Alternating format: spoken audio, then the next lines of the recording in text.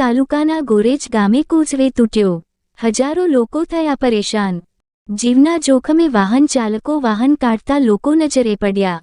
માંગરોળ તાલુકાના ગોરેજ ગામે વોકળા ઉપરનો કોઝવેનું ધોવાણથી તૂટ્યો હોવાના અહેવાલ સામે કાંઠે વસતા 1000 જેટલા લોકો ભારે હાલાકી ભોગવવી પડે છે, કારણ કે કોઝવે તૂટતા અહીંથી લોકો જીવના જોખમે બાઇકો કાઢતા નજરે પડ્યા છે। બીજી તરફ સામે કાંઠે સીમ શાળા હોવાથી વિદ્યાર્થીઓ ફસાઈ રહ્યા છે। સ્કૂલ જવા આવવા ચાલવામાં ભારે મુશ્કેલીનો સામનો કરવો પડે છે। આ કોઝવે છેલ્લા 2017ની આવી જ હાલતમાં હતો। ખેડૂતો પોતાના ખર્ચે રિપેરિંગ કરાવી રહ્યા છે, પરંતુ રાજકીય કોઈપણ આગેવાનો અહીં ડોકાતા પણ નથીનો લોકોએ કર્યા આક્ષેપ। દરેક ધારાસભ્યો સાંસદ સહિત નેતાઓ માત્ર મત મેળવવા આવે છે ના આક્ષેપ, પરંતુ ચૂંટણી પત્યા પછી કોઈએ અહીં સામે જોયું નથી। રિપોર્ટ પ્રતાપ સિસોદિયા।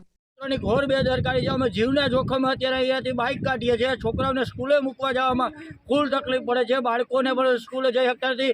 આ પુલને સામે કાંઠે 800 થી 1000 માણસની વસ્તી છે, એ લોકોને અવર જવરમાં ફૂલ તકલીફ પડે। માનો કે અત્યારે કોઈ પણ બીમાર પડ્યું કે કોઈ પણ ડિલિવરીનો કેસ આવ્યો તો આમાં કેવી રીતે લઈ જવા અમારે દવાખાને, કે આમાં તંત્રને જગાડો ને તંત્ર કંઈક અમારી સહાય કરે ને આમાં આ પુલનું કામ વહેલામાં વહેલી તકે થાય એવી સરકારશ્રીને। રાજેશગીરી વેગનાથી હું આ ગામનો રહેવાસી છું। મારે 50 વર્ષ પૂરા થયા, એમાં 17 વર્ષ થયા તો હું અહીંયાથી રોજ અહીં વાડીએથી રહેવા આવ્યો। આ પુલ દર વર્ષે અમારે 5 વર્ષે ધોઈ, આમાં 3 સાંસદ સભ્યો સુધી તો લગભગ રજૂઆત પૂકી છે, બરાબર। વિઠ્ઠલભાઈ રાદડિયા, પછી રમેશભાઈ ધળુ, પછી મનસુખભાઈ માંડવિયા, અરવિંદભાઈ લાડાણી, એ વખત ત્યાં દેવાભાઈ માલા વિસ્તારના ધારાસભ્ય થયા।